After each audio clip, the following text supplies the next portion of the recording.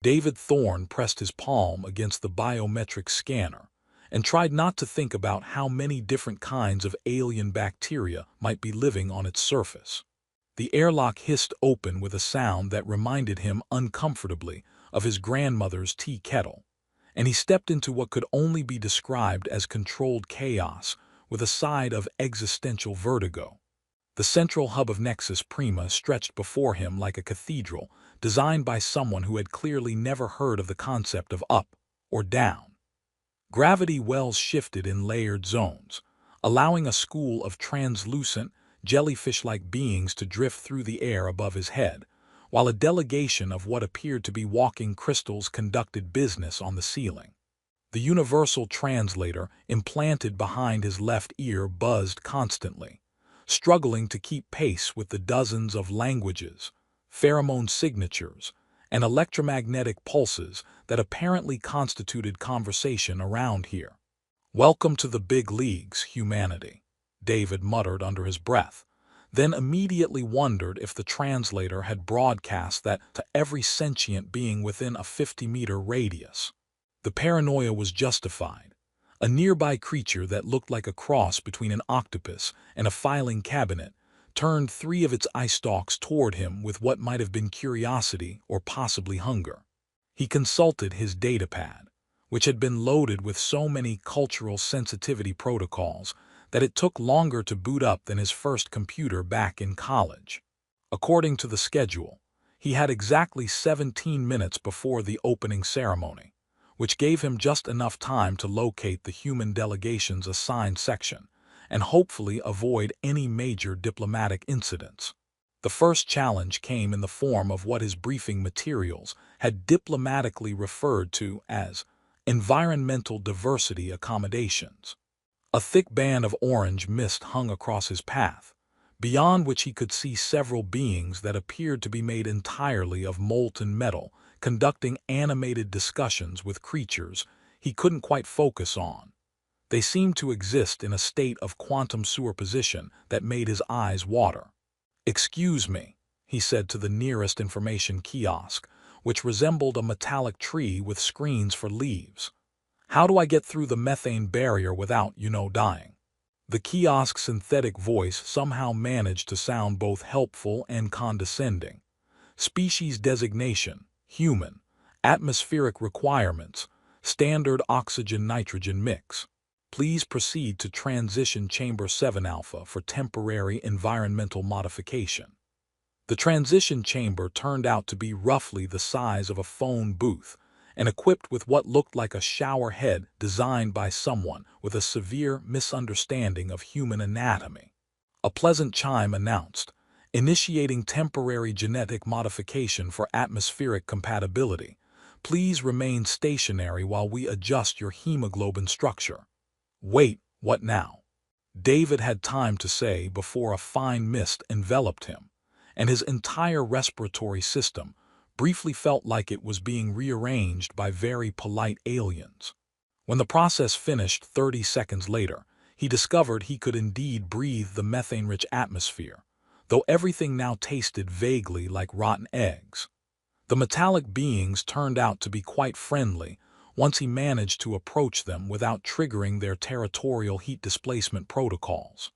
Their leader, who introduced himself as Forge Master ZZ Zachnik, the name came with built-in buzzing sounds that made David's teeth itch, welcomed him with enthusiasm that literally sparked small fires around his extremities. "Ah, the carbon-based humor specialists." ZZ Zachnik's voice sounded like someone gargling gravel in a wind tunnel. "We have heard much about your species' peculiar ability to find amusement in tragedy and misfortune.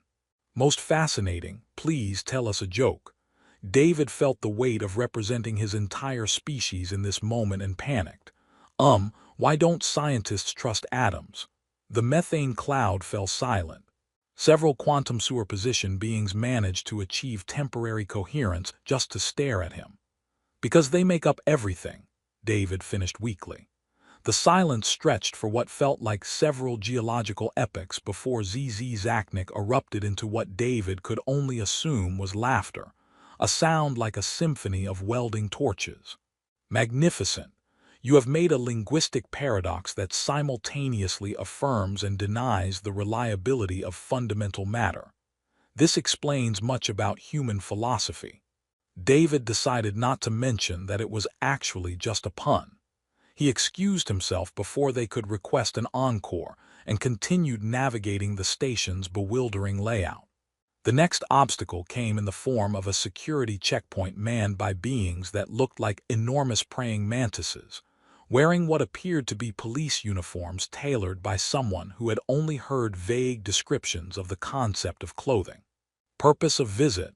Click the lead mantis, its compound eyes reflecting David's image back at him roughly 8,000 times. Diplomatic immunity. David tried, holding up his credentials. Species. Human. Threat level.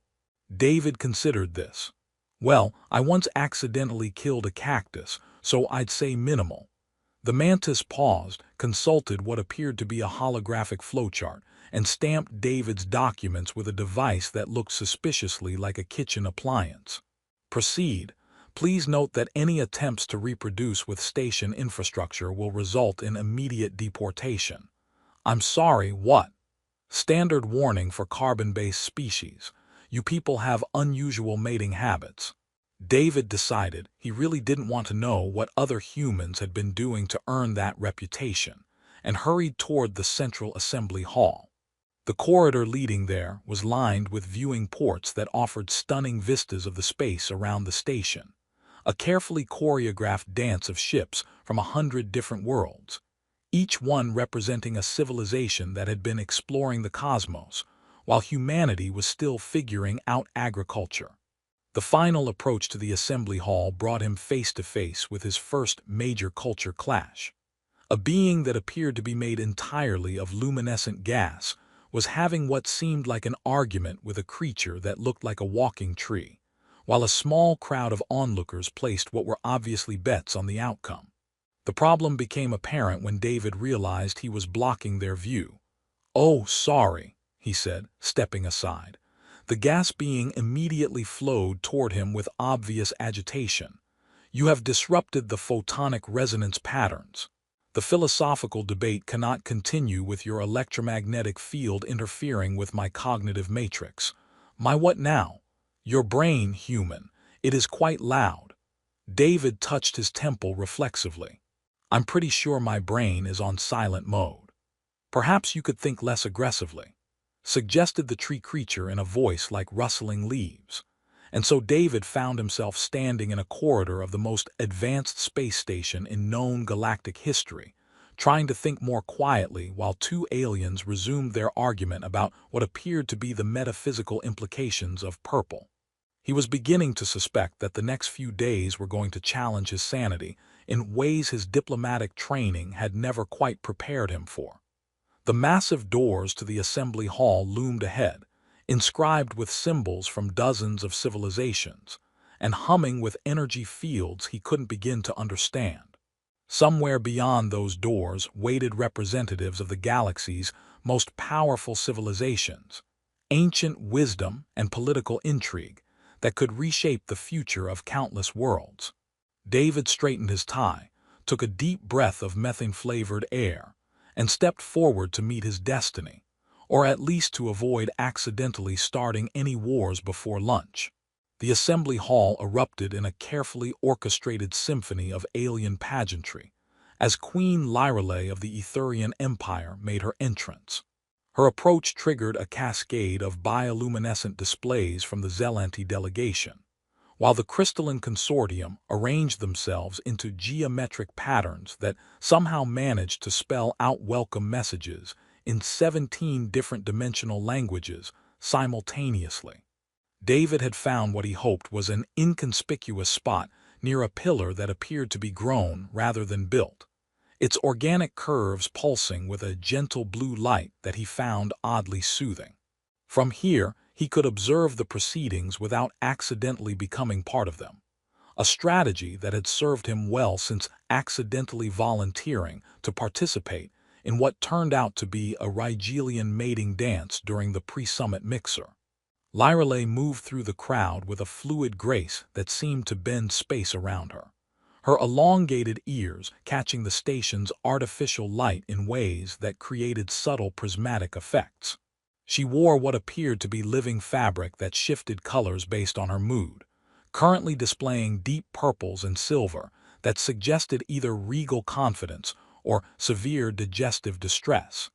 David's cultural briefings hadn't been entirely clear on Etherian color symbolism. "Magnificent creature, isn't she?" wheezed a voice beside him. David turned to find himself addressing what looked like a potted plant with far too many eyes and a disturbing number of what might generously be called mouths. "Botanist-philosopher Wilthrax of the Verdant Collective, and you must be one of the famous humans we've heard so much about. David Thorne, and yes, guilty as charged on the human front. Fascinating. We've been studying your species' agricultural techniques. Your ability to make plants grow by shouting at them is most impressive." David blinked. "I'm sorry, shouting at them. The files clearly indicate humans use aggressive vocalization to encourage plant growth. Grow, damn you, grow, and similar motivational phrases. I think there might have been some translation errors in those files." "Ah," Wilthrax rustled thoughtfully. "That would explain why our experiments resulted in mostly wilted vegetation and confused gardeners."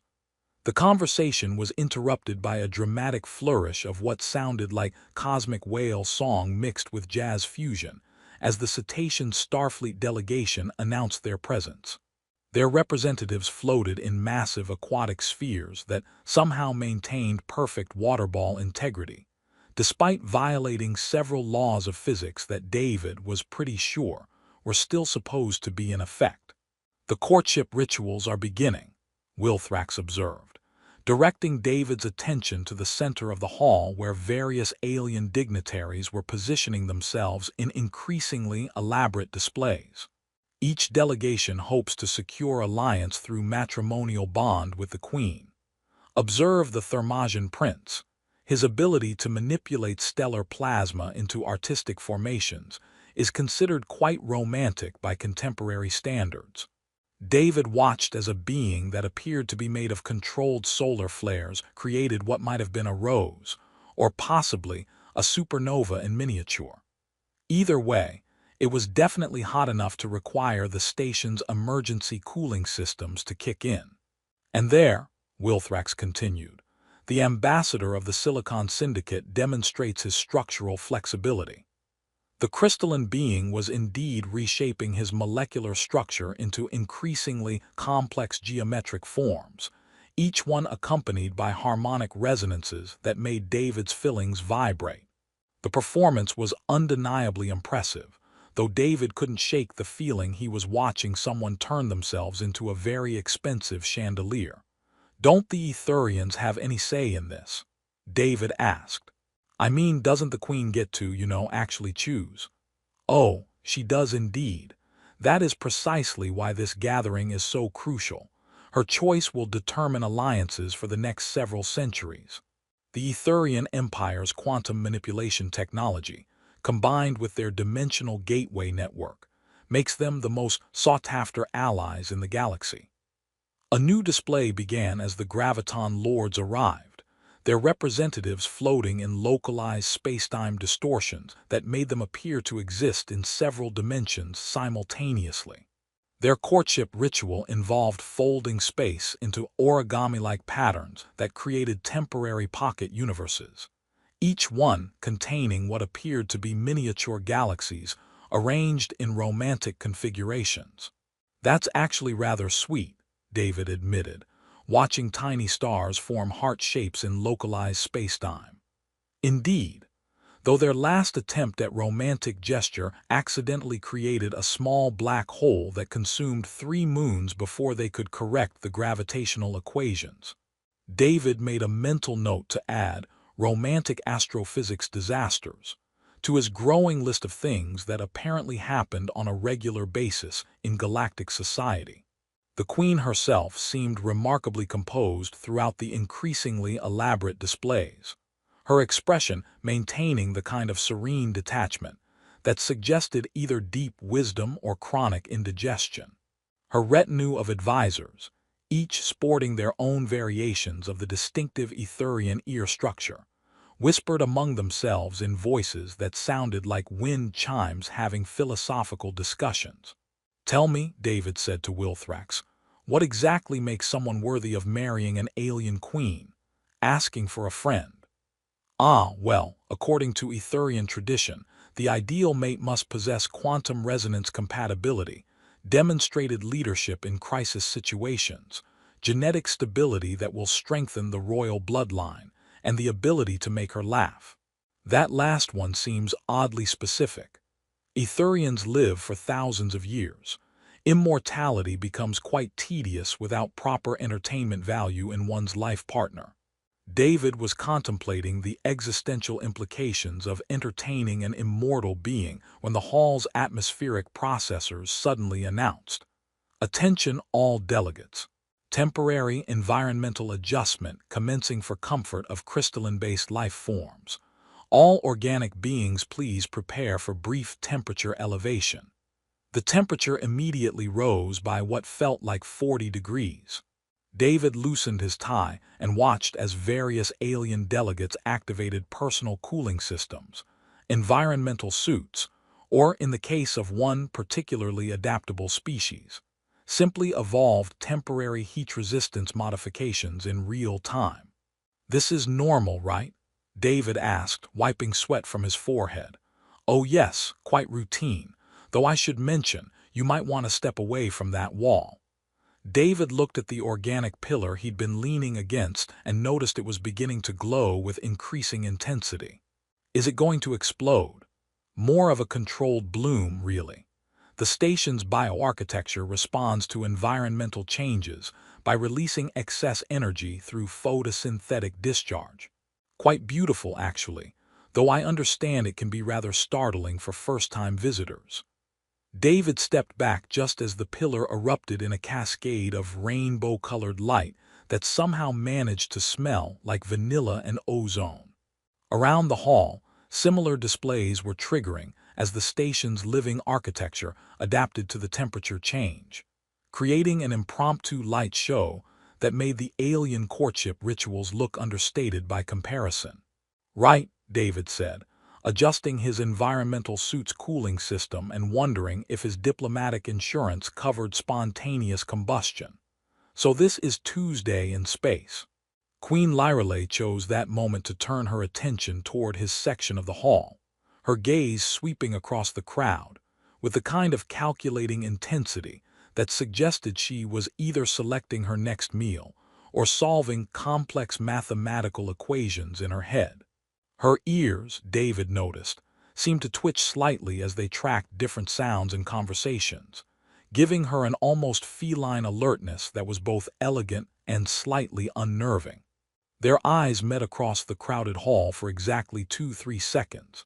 David knew this because his nervous habit of timing awkward social interactions had apparently followed him into space, and he experienced what could only be described as the distinct sensation of being scanned by technology far beyond his understanding.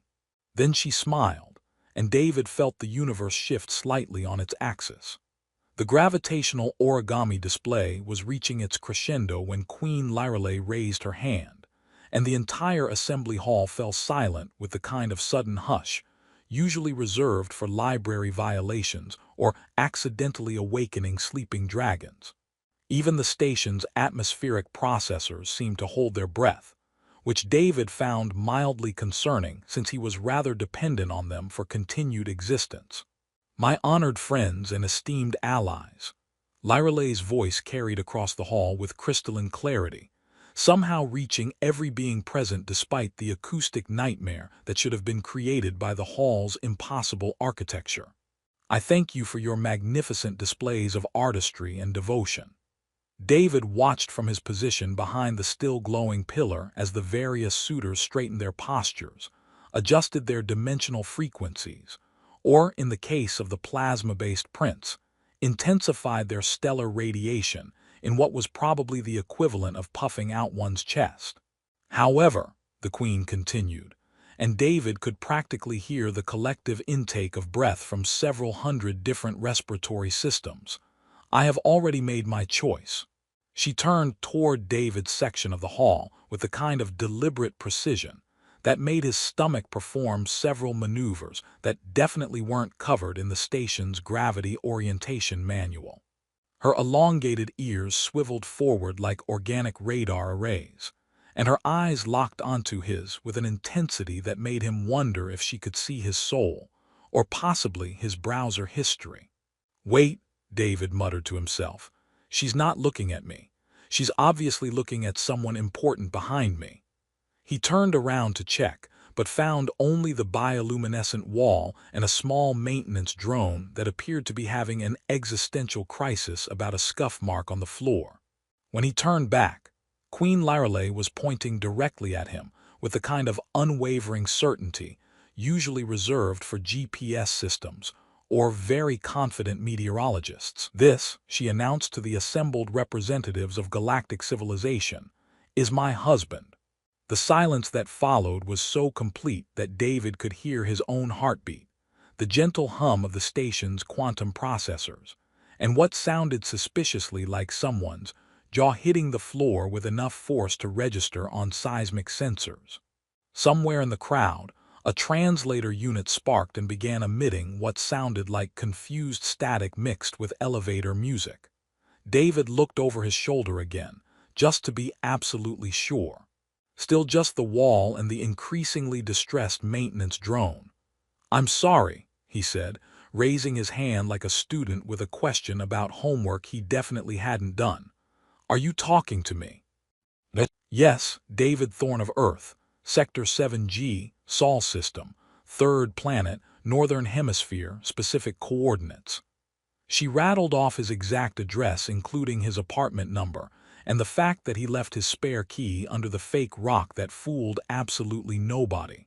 "Okay, that's definitely me," David admitted. "But I think there might be some confusion here because I'm pretty sure I would have remembered getting married to an alien queen. It seems like the sort of thing that would stick in my memory, right up there with birthdays and dental appointments." The crowd remained frozen in various states of shock, disbelief, and what David was beginning to recognize as the universal expression of, "Did that human just sass royalty?" Several of the crystalline beings had actually crystallized further, apparently achieving new levels of mineral rigidity under stress. Queen Lyreley smiled, and David felt that peculiar sensation again, as if reality was being gently rearranged around him. "The bonding ritual is quite simple in Etherian culture. I have chosen you, declared you before witnesses, and—" She gestured gracefully with one hand, and David felt a strange tingling sensation as quantum energy played across his nervous system. "The neural link is now established." "The what now?" David felt his left ear starting to buzz in harmony with his universal translator, which was either malfunctioning or trying to achieve consciousness. "Did you just hack my brain?" "The enhanced compatibility interface," corrected one of her advisors, a tall Etherian with ears that curved in elaborate spirals and an expression that suggested he was rapidly recalculating several centuries' worth of political strategies. "It allows for improved communication and emotional synchronization between bonded pairs." "Right, because that's not terrifying at all," David muttered, then paused as he realized he could suddenly understand not just the advisor's words, but the underlying emotional subtext of barely controlled panic mixed with professional resignation. Oh, that's actually kind of useful." The Thermogen prince, still radiating enough heat to power a small city, stepped forward with a sound like a solar flare having a tantrum.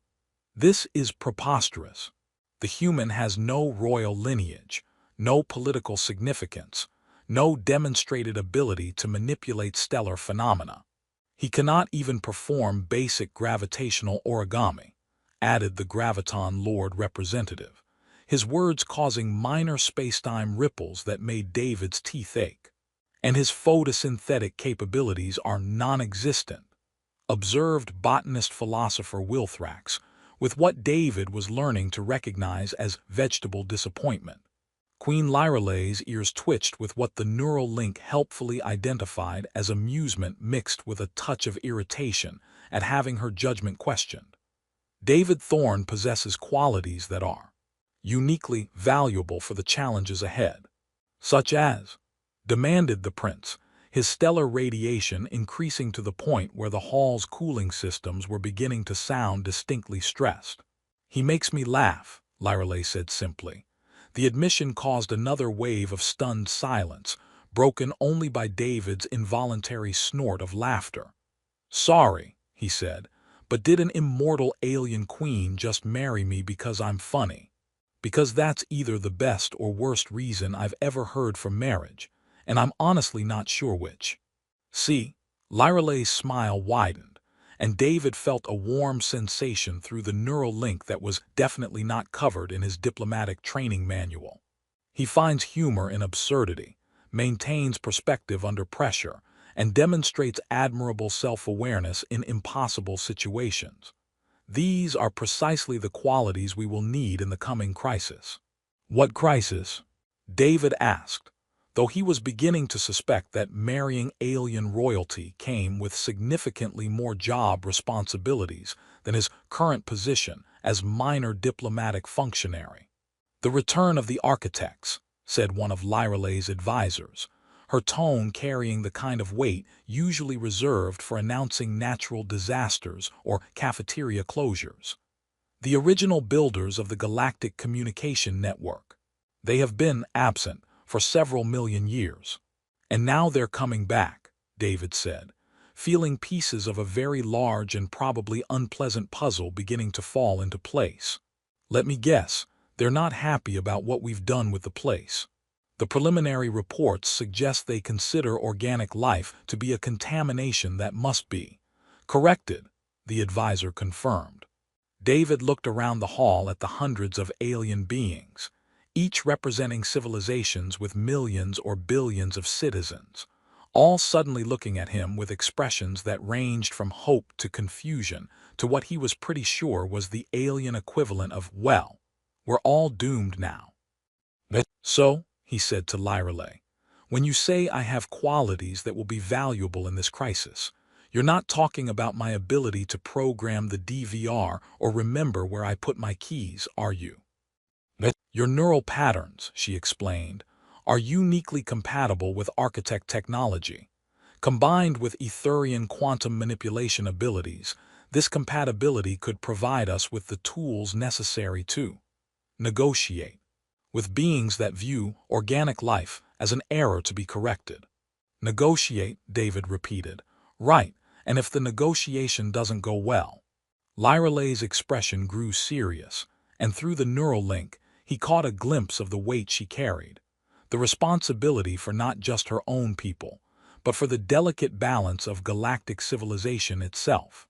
Then at least we will face the end of everything with someone who can make us smile, she said quietly. David considered this for a moment, watching the assembled delegates slowly begin to process the implications of what they had just witnessed.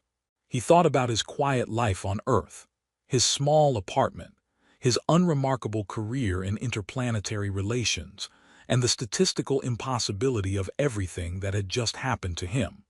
Well, he said finally, I guess there are worse ways to end the universe. At least this way I get to find out what it's like being married to someone who can manipulate the fabric of reality. The honeymoon destinations will be exceptional, Lyralei agreed, and David felt her amusement ripple through the neural connection. Just promise me we won't have to register for wedding gifts that exist in more than 3 dimensions, he said. I have no idea where I'd put them. And despite the approaching cosmic threat, the political upheaval, and the fact that his life had just become exponentially more complicated, David found himself genuinely smiling for the first time since stepping aboard the station. 3 weeks after what the Galactic news networks had dubbed the most awkward wedding announcement in recorded history, David stood in the Etherian quantum laboratory watching his wife literally reach into parallel dimensions to retrieve spare parts for humanity's first interdimensional defense grid. The sight should have been mind-bending, but he discovered that being married to someone who routinely violated the laws of physics had a way of recalibrating one's sense of normal. "Hand me that quantum resonator," Lyreley said, her elongated ears twitching as she monitored 17 different probability streams simultaneously. "The one that exists only on Tuesdays." "Which one?" David asked, gesturing at a workbench covered with devices that seemed to phase in and out of existence according to their own mysterious schedules. "The blue one that's currently hiding in next Thursday." David reached forward, felt his hand slip sideways through time, and somehow managed to grab what felt like a cross between a tuning fork and a small thunderstorm. "Got it. 3 weeks ago, I would have needed therapy after doing that. And now I'm just hoping our insurance covers temporal displacement injuries." The laboratory around them hummed with the combined efforts of dozens of species, working on what amounted to the galaxy's most desperate science project. The Thermogen engineers provided controlled stellar fusion. The crystalline consortium handled structural integrity calculations that existed in 11 dimensions, and the humans contributed what everyone diplomatically referred to as creative problem-solving approaches. And what David privately knew was making stuff up as we go along. "The preliminary scans are coming in from the outer rim," announced Commander Vexthari, Lyreley's chief military advisor, whose ears were so elaborately pointed they could probably be used as weapons in an emergency. "The Architect scout ships are definitely heading this way, and they're not responding to any communication attempts." "How long do we have?" David asked, still getting used to the fact that his opinion apparently mattered in galactic military strategy. "At their current rate of approach, approximately 6 standard months," Vexthari replied, "though our temporal analysts suggest they may be using time dilation fields to accelerate their journey." "So anywhere from 6 months to next Tuesday," David translated. "Great, no pressure at all." Lyreley emerged from the dimensional fold she'd been working in, carrying what appeared to be a piece of crystallized spacetime that made David's eyes water just to look at. "The neural interface is nearly complete. The quantum resonance patterns in your brain structure are indeed compatible with Architect technology, something we discovered quite by accident during our initial bonding." "Let me guess," David said. "When you scanned my brain, you found something weird." "Your species' neural pattern are remarkably similar to the original Architect design templates.